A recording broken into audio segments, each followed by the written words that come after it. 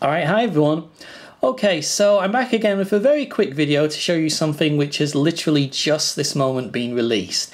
What are these things? Well, these are the Sonic the Hedgehog Totaku figures. And you might know what Totaku figures are, but you might never have heard of them before. Odds are you might have seen them if you've been in some game retail stores recently. So, first of all, I'm just going to tell you a bit about what Totaku is. Now, Totaku figures are, well, they're exactly what they sound like. They're just figures, yeah. To put them into to compare them to something, they're very similar in design to, say, Nintendo's Amiibo figures, or like Toys to Life figures that you might have seen a lot of recently. But the thing with these is they don't have any near-field communication, they don't communicate with any games, they don't communicate with each other. There's no electronic or like gadgety kind of functionality to them. They are literally just awesome little collectible figures. So you can't use them to sort of communicate with games, there's nothing in them which like be Toys to Life, they are literally just static figures. And some people are under the false impression that this is like a Sony product. No, that's not right. Sony doesn't have anything to do with these. It just so happens that the very first wave of figures which came out were based on Sony franchise characters, but they are releasing a whole range of them across multiple different license holders and, well, franchises. So yeah, it's not a Sony thing. Who is the company behind these? I believe that the company that is actually behind these is ThinkGeek.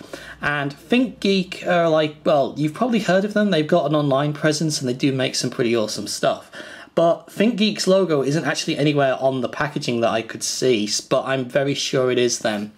So I'm going to tell you a little bit more about Totaku figures and some of the cool things that they have, some of the cool things about them.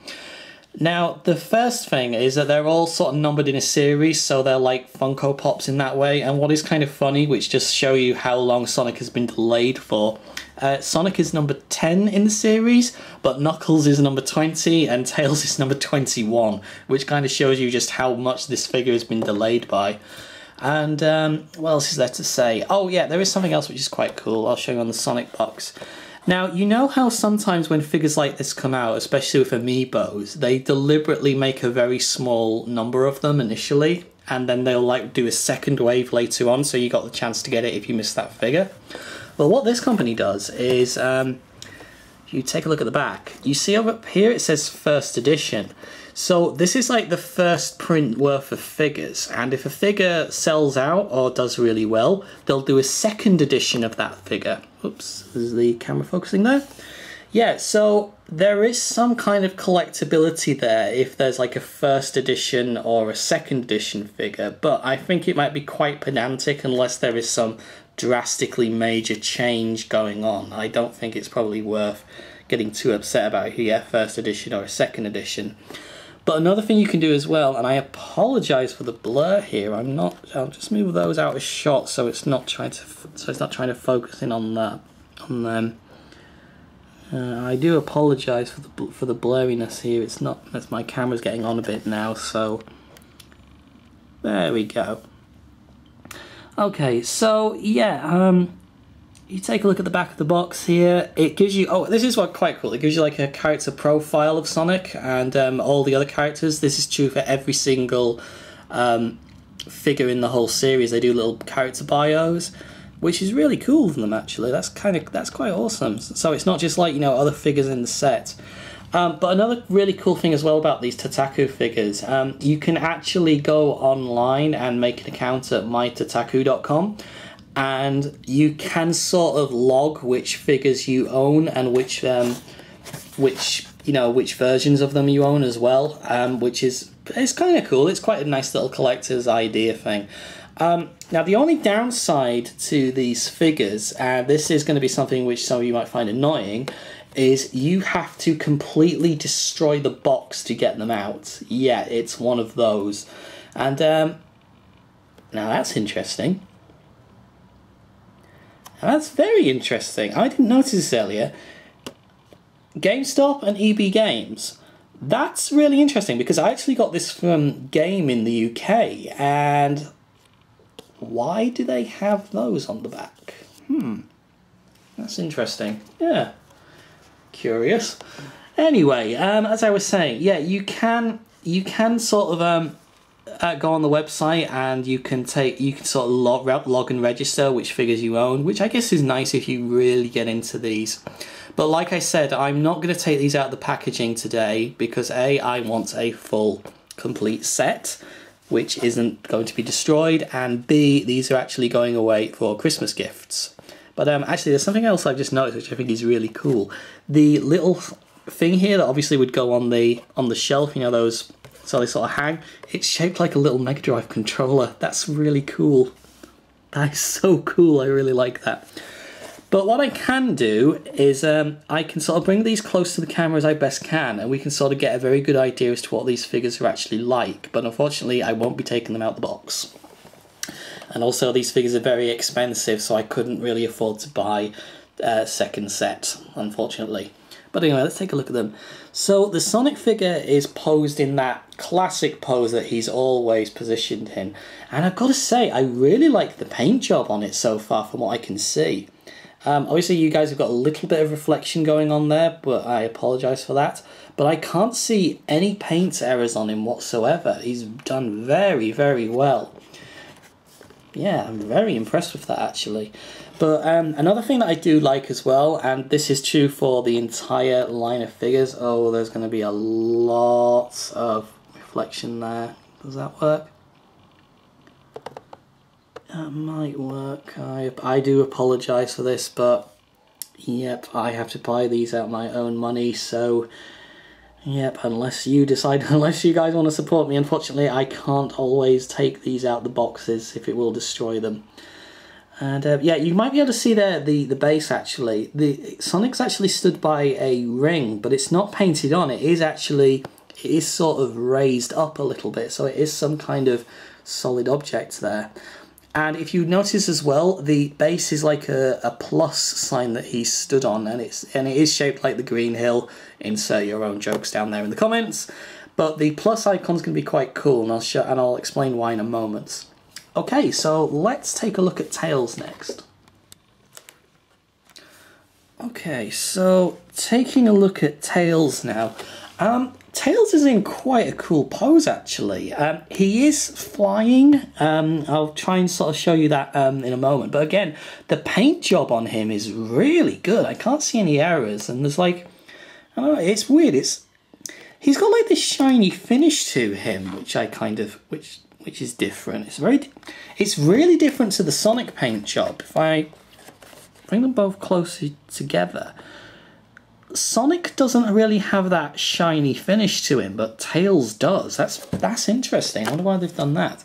But yeah, like I say, I can't see any paint errors on him there at all. He looks really, really good. It's a really good figure.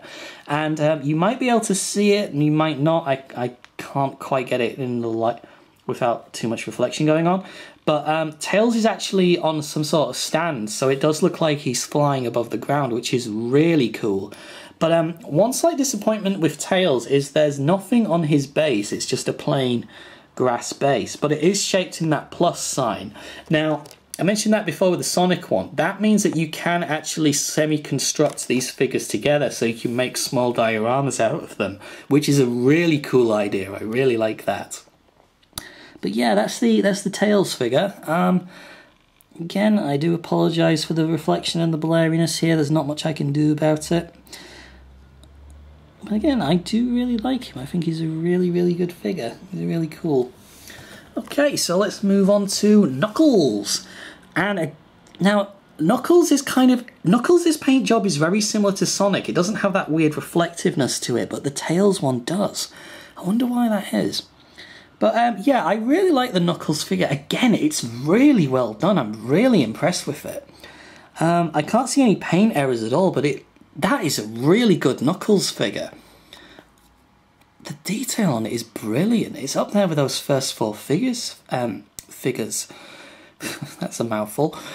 Yeah, it's really good. Even the small design around his neck, that usually with figures and little toys, that is like one of the first things which has a problem with it. But this is really good. And even his shoes as well.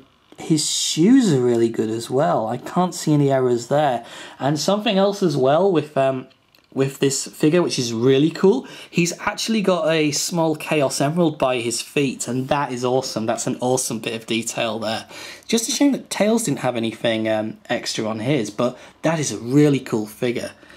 Dare I say, I think the Knuckles figure might be the best figure out of the bunch, actually. He's really good. It's a really good figure. I'm really impressed by that.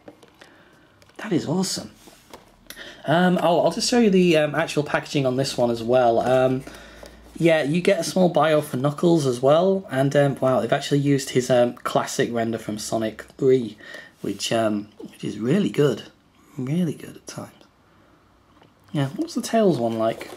Oh, yeah, Tails is it's just that again. I apologise for the blurry there.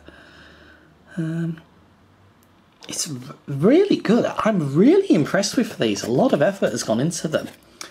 Okay guys, so like I said, that's all I can really say on these figures. I'm not going to take these out of the packaging today. If anybody wants me to look at these out of the packaging, feel free to send me lots of money or figures and then I will do just that for you. No, you don't have to do that. Yeah, anyway guys, I think that's all I can say on these now. Thank you very much for watching, and just a heads up, I'm working on something which is really cool. It's a really cool video and I've put a lot of work into it, so I think if you're a fan of my stuff, you're really going to like this one. It's some sort of documentary I'm working on, but I think you're really going to like it. And yeah, we'll hopefully get the blurriness fixed and sorted out next time. But like I said, this was just a quick little filler video. Okay guys, thanks very much for watching. Please share, comment, like and subscribe, and don't forget to click that little bell icon now, because that's what you gotta do on YouTube, otherwise you don't get notifications anymore, which is all sorts of annoying. But anyway, thank you very much guys, and hope to see you again next time. Goodbye. Hey guys, if you liked this video and would like to continue the adventures, please follow me on Twitter or Instagram. Links to both can be found in the video description. If you'd like to help support the channel, why not buy me a coffee at the link below? Every coffee donation is a huge help to supporting the work I do, and it helps me get videos and other content out faster. Even the smallest donation can help keep this channel going. Thank you.